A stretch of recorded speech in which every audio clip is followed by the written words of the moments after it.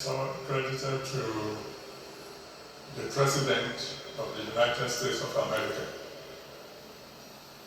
concerning the issue of genocide or no genocide in Nigeria.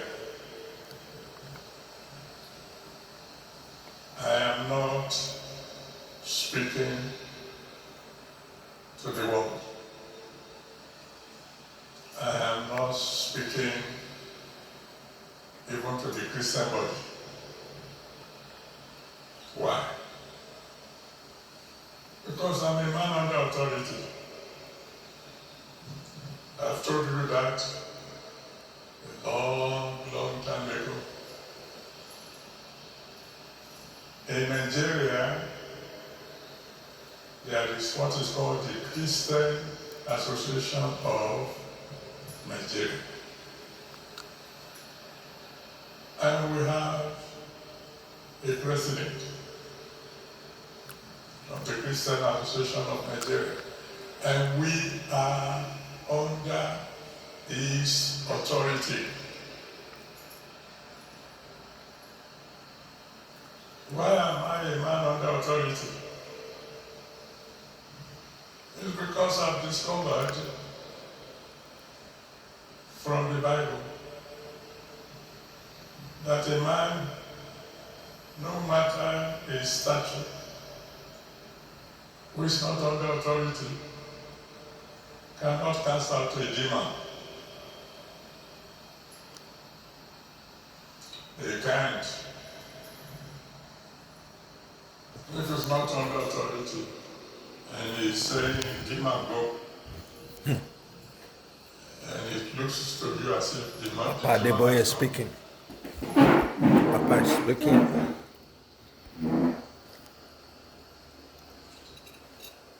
Since I was born, I had carried placards only twice. I have, what do you call it when you go around? And you protest or process or whatever. Only 2 times. First time, 1964, as a student at the University of Nigeria, Nsukka, Enugu campus. I protested, I went on procession because the people who organize the protests are radicals. And if they say we are going on a procession and you don't join them, they come and meet you in your room in the hostel, and God have mercy on you. So, even though I didn't quite agree with what they are protesting about, Nsukka is a bit far from Ifewara. And I went to study, not to have my head broken. So when they said we'll go, I said, yes, here we go. The second time ever was some years ago, when the Khan president at that time said all churches should protest around the streets where their churches are, protesting against killings going on in Nigeria, particularly against Christians. On that day, on the Sunday that he said we should go out, I went out around the Butemeta. It was in the news. If you go into the archive, you see the television people. I think they came specially to cover me. And the focus of my placard,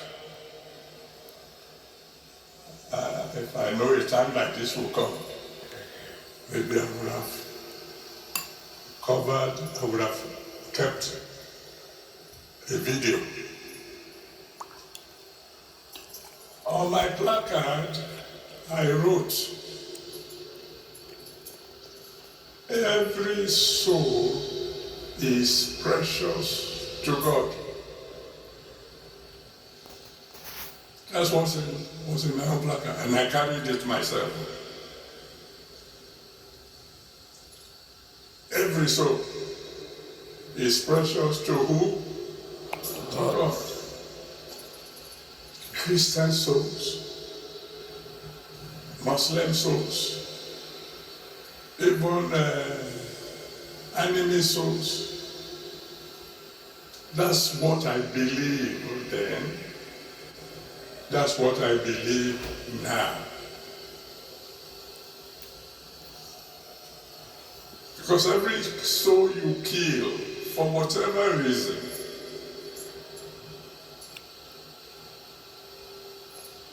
you are robbing God, the one who created every soul for his pleasure.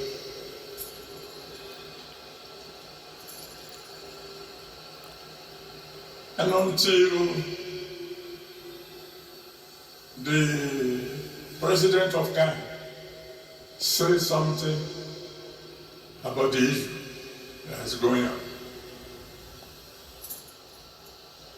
I will not be talking. What do you mean you will not be talking? I mean, I won't be talking to the people outside. There's nothing wrong in me talking to my own children.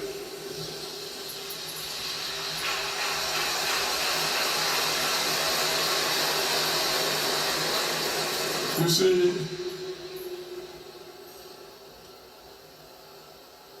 there was a time in Nigeria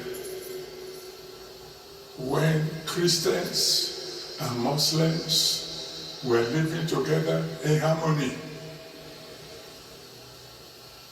Is that correct? In my family, my elder sister was married to a Muslim. My father was a Christian, my mother was a Christian, but one of my sisters was married to a Muslim.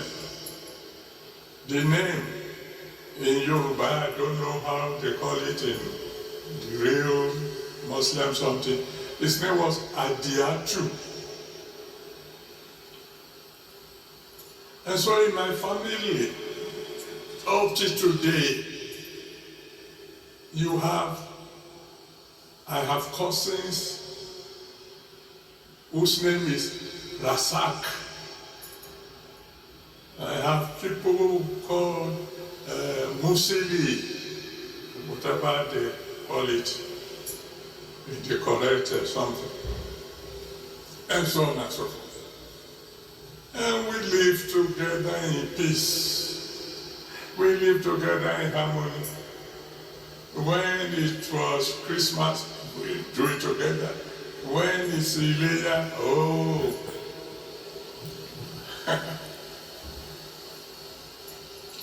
I had an uncle who loved me very well. And I tell you, anytime it was fasting time, I fasted. Not like him, oh.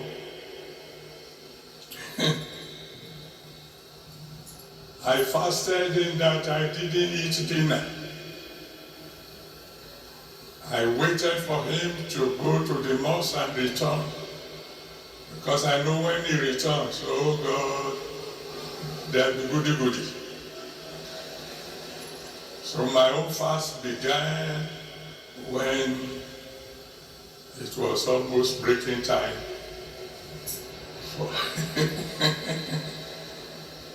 And I'm telling you, that man loved me like nobody else, even though my name is Enoch. He will wake me up in the night when they are finished preparing pounded yam, and we ate sari together. That didn't stop me from breakfast when going to school.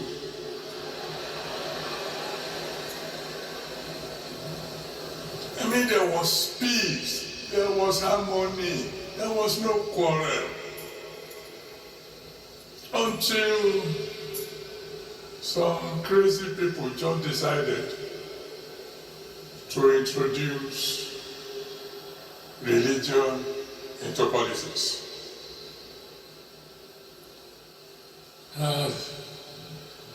That's when everything went wrong. Now,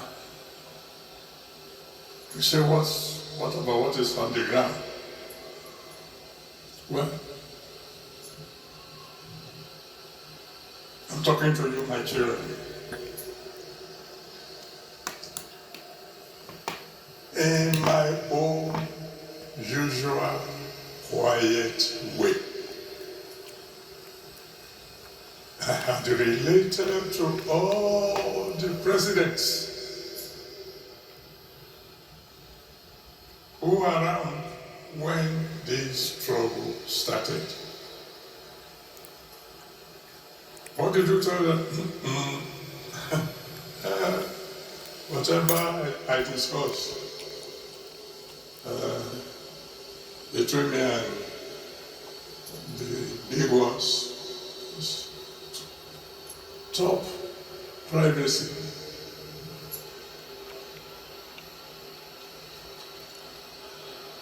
I have done my best, quietly, behind the scene. But as I've always told you, you can only advise the commander-in-chief. You can't command him. Because if you command the commander-in-chief, and then you become the commander of the commander-in-chief. That doesn't make sense. But I've tried. And God is my witness.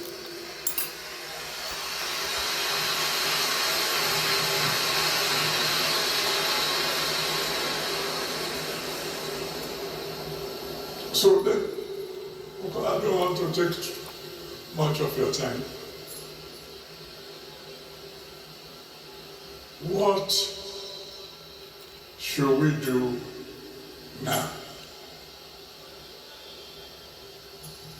I'm talking to you as my children. If I were asked to make suggestions, I would say quietly to our government,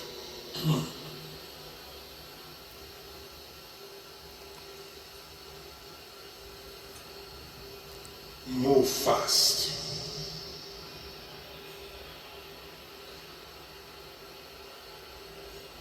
Move diplomatically. Move wisely.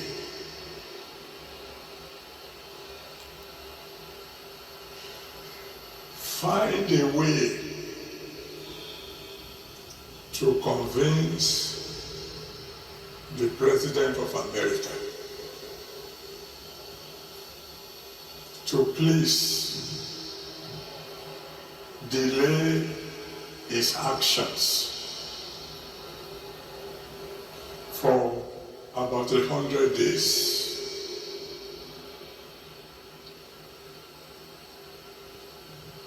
And then come home.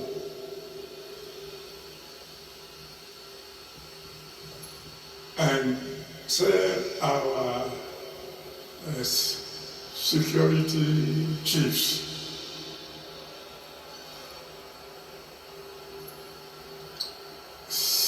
get rid of these terrorists within 90 days or resign.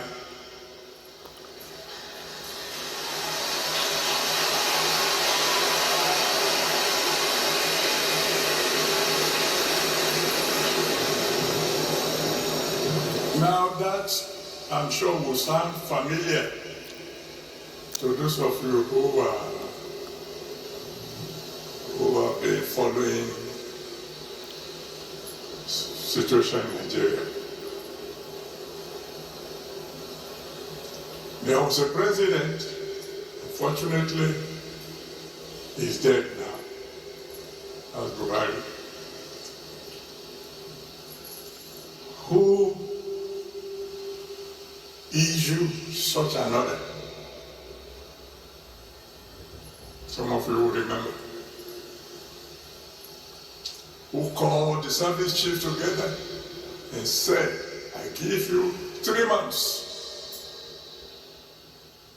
Get rid of all these Boko Haram people or resign. He's not around to tell you who gave him that advice. He ran with that advice, but he didn't follow it through. Because he gave the order as the commander-in-chief of the armed forces. But the security operatives moved fast. But 3 months went, and the work was not done. So I went to see him. It was in the news, so this time somehow the press got to know that I visited him. Of course, they were not there when we talked. And unfortunately, like I said,